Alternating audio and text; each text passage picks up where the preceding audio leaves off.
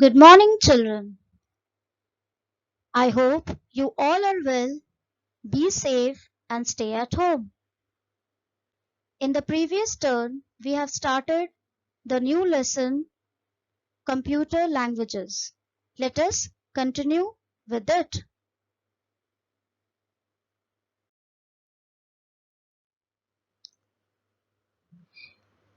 In the previous class, we have learned about the computer languages, machine language, assembly language, and the role of assembler.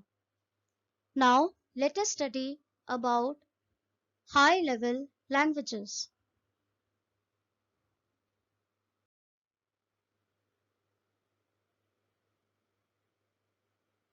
High-level languages, that is HLL, has instructions which are almost similar to English language used by us.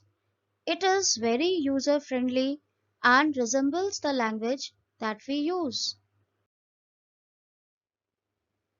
Let us see the features of high-level languages. It is similar to English language. It is very user-friendly. It resembles the language that we use. It is easier to understand and write the program. It is machine independent. In this, machine independence means that it can be used on almost all the computers without any change. Now, let us learn about language processor. As you all know that whether we are using assembly language or HLL, we need a translator to convert it into machine language. So, a language processor is a software that converts program into machine language. As computer does not understand the program written in HLL or assembly language, it understands only machine language.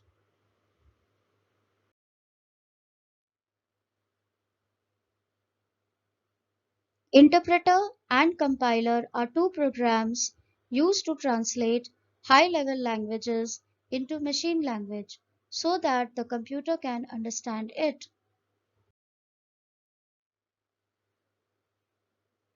See how the compiler works. Here we are giving the input, that is the high-level language. This is the input, and now the compiler is here. It is working as a converter and it is converting into low level language, that is machine language.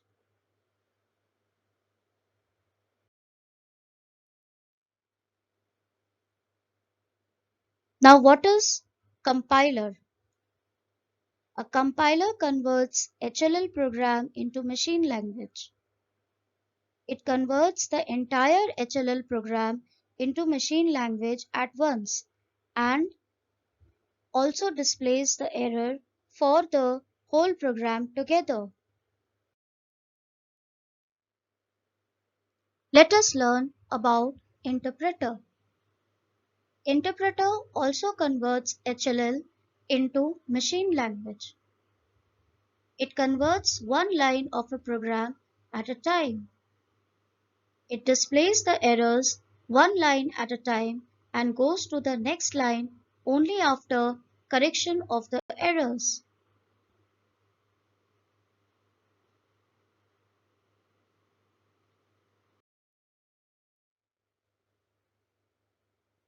Now let us talk about procedural language.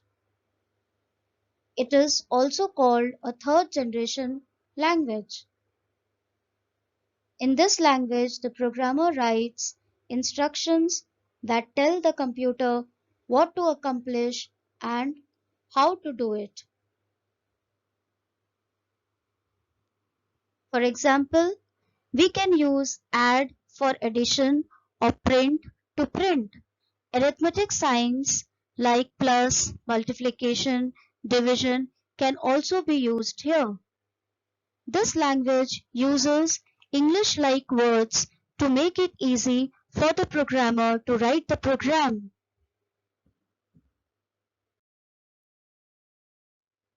Now, let us learn about non-procedural language.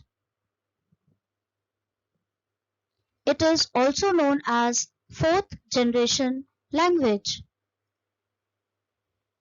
In this language, the programmer only signifies what the program should accomplish without explaining how. It uses English-like statements. It is also a source program which must be translated into machine language.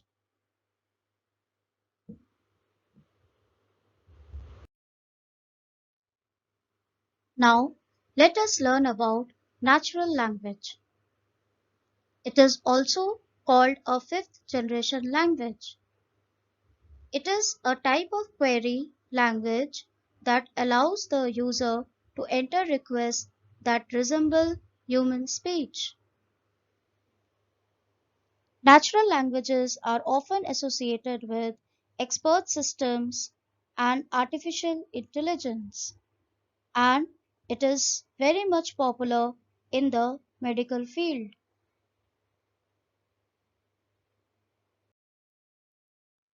Now, in the next turn, we are going to learn some high level languages. Thank you for watching.